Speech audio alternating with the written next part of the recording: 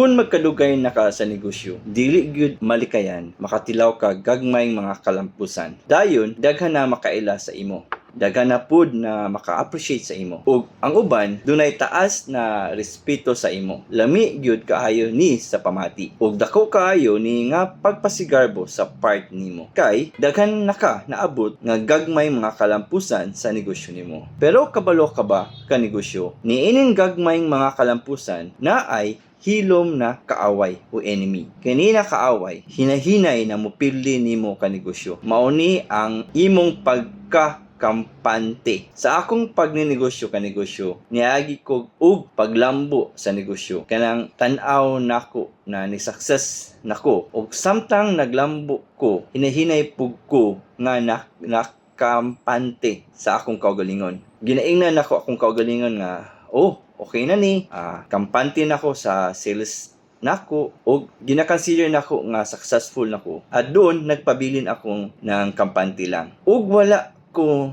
namatikdi nga hinahinay di ay nga nausab ko. Nawala akong pagka-agresibo sa negosyo ug nawala ang akong gutom na mag-innovate sa mga produkto nako ug serbisyo. Then hinahinay pod na nawala ang excitement nako sa negosyo. Namatikdan nako na nagsugod na kahinay ang akong sales sa negosyo. Kung makasinati naka o gamay nga kalampusan, ayaw palinlang sa kinaiya nimo na mahimong kampante na lang. Mao ni ang pinakadelikado na kaaway nimo kung aduna na kay gamay nga mga paglambo o successes sa negosyo. Wala ni nagpasabot nga dautan ang mulambo o masukses. Kinahanglan gyud ta na mahimong successful. Pero ang makampante na okay na ka, kay na ang dagan sa imong negosyo, mao na ang dako nga sayo. Kay kanegosyo, sa higayon nga moingon ka nga kabalo nako sa tanan, didto na muhunong ka og tuon og bag-ong innovation sa imong negosyo. Ug kung muhunong naka og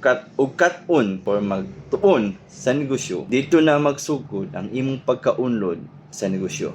Sa akong kasinatian sa negosyo, mo ni akong gina-practice matag adlaw. Ginapahinumduman na ako akong kaugalingon na nagsugod pa ko sa negosyo ug naa pa ko sa day 1. Ginasultian ako akong kaugalingon na bag-o paghihapon ko nga negosyante ug naa pa ko'y daghang makatunan ug naa pa ko'y mga sayop nga angay itama ug naa pa ko'y mas taas nga angay maabot. Ka negosyo, kung ingani imong pangunahuna or mindset, magpabilin gyud kang gutom sa negosyo. Gutom na magsigi og pangita og kalambuan sa imong negosyo.